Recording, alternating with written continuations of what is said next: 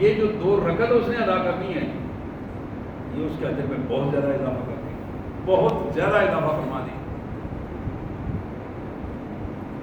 میرے پیارے بھائیوں، اس حوالے سے غور کرنے کی ضرورت ہے، غور کرنے کی ضرورت ہے، بزرگوں کے لیے بھی، نوجوانوں کے لیے بھی، ماؤں بہنوں کے لیے بھی، کہ ہم اپنی زندگی سے لاابالی پن میں اپنے دین سے دور ہوتے چلے جا رہے ہیں۔ یہ جو بنیادی روایات ہیں دین کی، ان کو ہمیں سمیٹنا ہے، اور ان کے لیے ہمارا مرکز جو ہے وہ مساجد ہے۔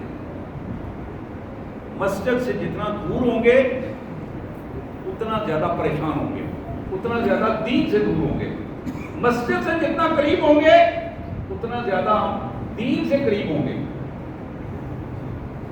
بعض اوقات چھوٹی چھوٹی چیزیں ہوتی ہیں مساجد میں، چھوٹے چھوٹے رائے کا اختلاف ہو جاتا ہے کسی دن، کیونکہ شیطان کانوں کو اتنا بھر دیتا ہے۔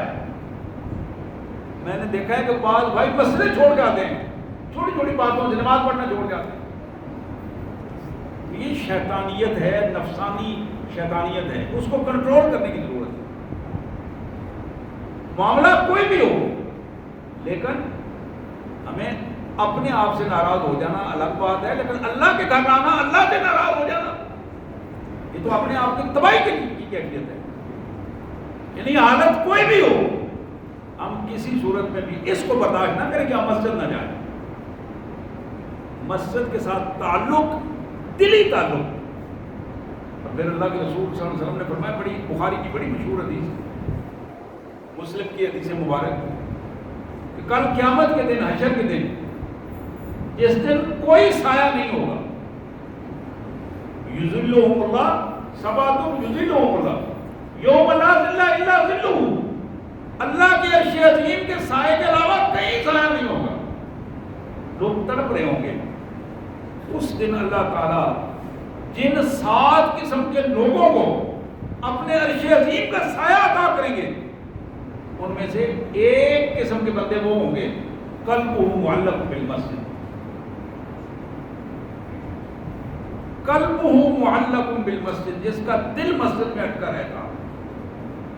پھر حضور نے فرمایا کہ نماز پڑھ کے جاتا ہے، اگلی نماز تک، جب تک وہ مسجد میں لوٹ کر نہیں آتا، اس کا دل اس محبت میں رہتا ہے۔ میں ابھی جا رہا ہوں، مسجد جا رہا ہوں، ابھی جا رہا ہوں، ابھی زور پڑی ہے، اثر پڑھنی ہے، اثر پڑی ہے، مغرب پڑھنی ہے، مغرب پڑھی ہے، عشاء پڑھنی ہے، جلدی سونا ہے تاکہ میں صبح آسانی سے اٹھ سکوں۔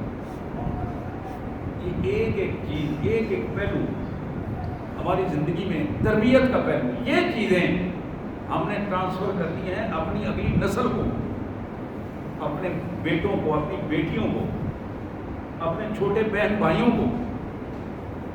اس تربیت کا ہمیں خیال رکھنا ہے میرے بھائیوں۔ یہ تربیت جس بہتر سے بہتر انداز میں ہم اپنے بچوں کی کریں گے، آپ یقین کریں کہ اسی بہتر انداز میں ان نسلوں کی تربیت ہوگی، اور نسل در نسل ہمارے ہاں خوشیاں ہوں گی، بگاڑ سے ہم بچ سکیں گے، اور وہ بگاڑ جو معاشرتی بگاڑ ہیں، اللہ تعالیٰ ان سے بھی ہمیں بنا دے گا۔ میری دعا ہے کہ اللہ تعالیٰ ہمیں اس پر عمل کی توفیق عطا فرمائے۔ واخر دعوانا الحمد للہ رب العالمین۔